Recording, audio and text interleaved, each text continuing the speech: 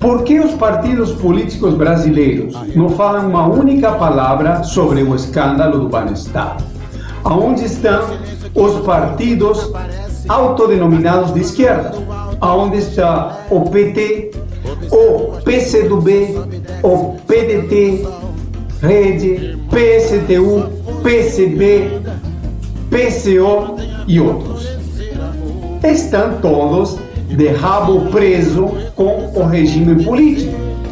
Ninguém quer falar nada porque o escândalo do Banestado pegou o conjunto do regime político oficial, desde a extrema-direita até a autodenominada esquerda, em cheio. Está todo mundo de rabo preso. E você tem o direito de conhecer a verdade.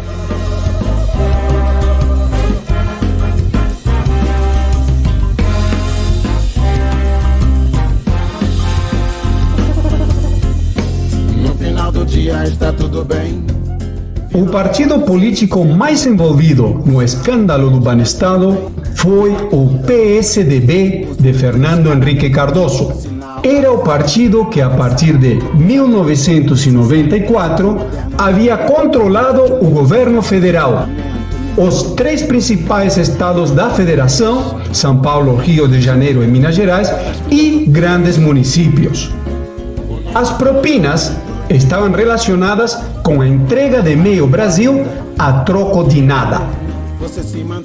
O prejuízo para a nação brasileira foi tão grande que somente as propinas geradas somam, em valores atuais, 281 bilhões de dólares, ou equivalente à construção de 56 milhões de casas populares. O que foi entregue aos abutres capitalistas permitiria que os brasileiros tivessem um salário mínimo 15 vezes maior durante 500 anos. Doleiros que operaram o esquema de corrupção, como Alberto Youssef e até Dario Messer, banqueiros como Daniel Dantas, marqueteiros como Nizam Wanaes ou João Santana, esses personagens que operaram o roubo dessa dinheirama não passam de ladrões de galinhas, quando comparados com a verdadeira corrupção.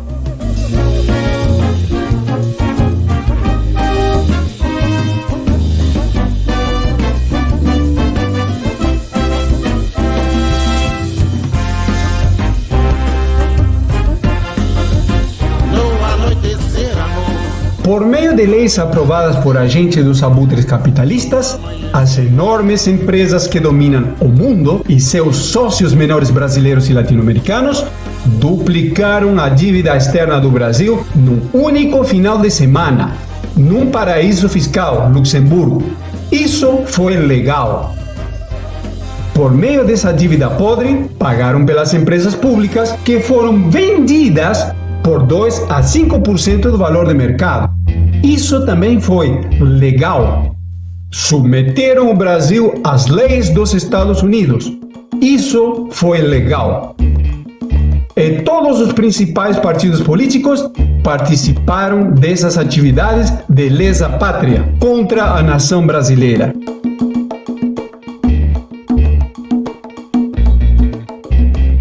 O que temos com o escândalo do Banestado é apenas a ponta do iceberg da verdadeira roubalheira que expõe a corrupção e a podridão do Brasil oficial, a verdadeira origem das mazelas dos brasileiros e dos povos latino-americanos. As veias da América Latina estão cada vez mais abertas. O Partido dos Trabalhadores tinha governado prefeituras importantes, como a da cidade de São Paulo e os estados do Rio Grande do Sul, Mato Grosso do Sul e o Acre. Em 2002, havia vencido as eleições num acordo direto com a cúpula do PSDB, que estava com a língua de fora por causa do enorme descontentamento da população com a piora da situação no Brasil.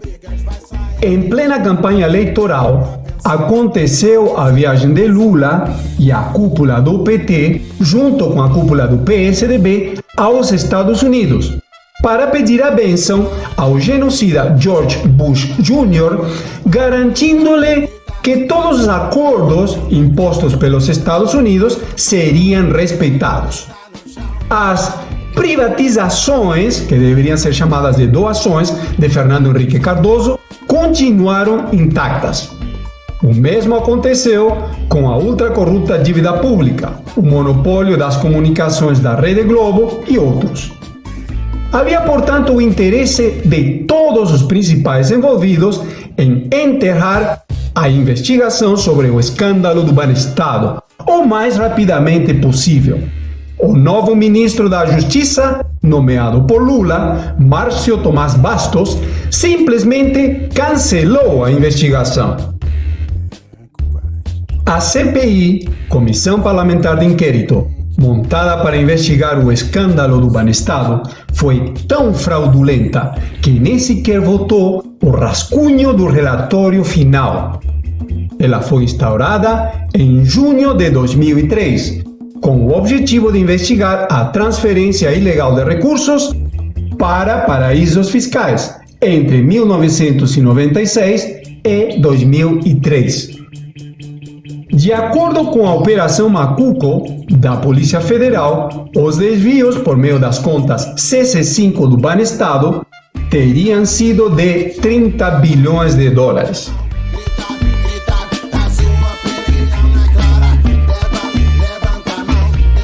Da CPI participaram todos os principais partidos políticos. O presidente foi o então senador pelo PSDB, Antero Paes de Barros. O relator foi o deputado pelo PT, José Mentor. Ele tinha sido indicado pelo futuro ministro José Dirceu. Dirceu tinha sido o artífice da vitória de Lula nas eleições de 2002 e um dos pais da fórmula mágica para vencer, com o apoio financeiro das grandes empresas e a tolerância dos Estados Unidos de América. O vice-presidente da CPI foi o então deputado pelo PFL e hoje presidente da Câmara dos Deputados pelo DEM, Rodrigo Maia. A atuação do PT foi tão inimiga do Brasil como a dos partidos da direita. José Mentor foi autor de um projeto de lei que, se aprovado, daria anistia a todos os envolvidos no escândalo do Banestado. Depois de um ano e meio, saiu o relatório de José Mentor do PT. Ele sugeria o indiciamento de 91 pessoas acusadas de terem desviado apenas 20 bilhões de dólares. Após um certo showzinho para a imprensa e para inglês ver, a CPI, Comissão Parlamentar de Inquérito, não deu em absolutamente nada e foi fechada sem nenhum resultado. Tudo acabou numa enorme e grotesca pizza. Até Dario Besser, o rei dos doleiros, continuou no Brasil, morando até o ano de 2015, no início da Lava Jato, quando ele mudou a sua residência para o Paraguai e vários dos seus parentes se mudaram para Israel. Todos os partidos políticos são cúmplices, não somente por terem enterrado a CPI, mas também por ocultar a chamada lista VIP, com o nome das empresas e dos empresários responsáveis pelo retorno ao Brasil do dinheiro da corrupção do Banestado, que retornou na forma de investimento estrangeiro.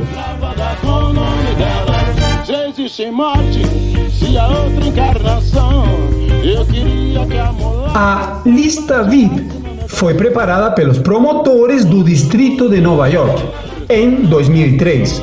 Passou pelas mãos dos promotores federais brasileiros Vladimir Aras, ex-coordenador de cooperação internacional da Procuradoria-Geral da República, durante a administração de Rodrigo Janot, em plena Operação Lava Jato, e Carlos Fernando dos Santos Lima, o promotor número 2 da Lava Jato. Pelo menos 4 parlamentares também tiveram acesso à chamada lista VIP. Antero Paes de Barros, do PSDB, José Mentor, do PT, Magno Malta, ex-senador pelo Partido Liberal, PL, e ícone atual do bolsonarismo, e o Dr. Hélio, ex-deputado pelo PDT. José Mentor faleceu convenientemente logo após as novas revelações do Duplo Expresso, no dia 25 de julho de 2020, supostamente por coronavírus. Uma semana antes, o governo Bolsonaro tinha lhe concedido a aposentadoria como parlamentar, para ele e para o próprio José Dirceu, com direito a serem herdadas pelas suas respectivas jovens esposas. Pra quem se mexe à vontade, na verdade, da frequência grave, essa é pra quem soma no groove, é pra quem faz a sua... O Brasil oficial continua mudo e calado. Os partidos políticos da direita, que massacraram diretamente o Brasil nos governos de FHC, ajudam novamente os Estados Unidos, que buscam salvar as próprias grandes empresas da crise, com o sangue dos povos brasileiro e latino-americanos.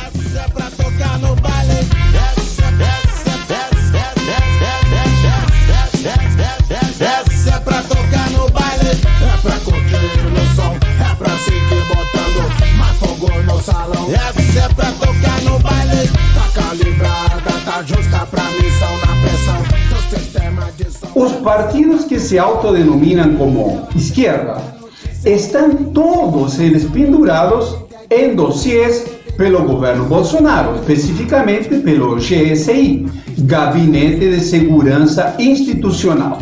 Isso explica porque hoje esses partidos têm se convertido numa esquerda bolsonarista. Enquanto o Brasil é massacrado, esses partidos estão se fingindo de mortos.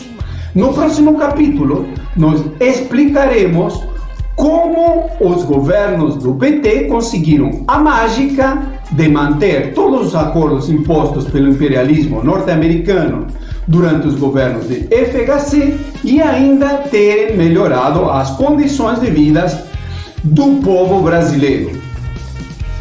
Você tem o direito a conhecer a verdade.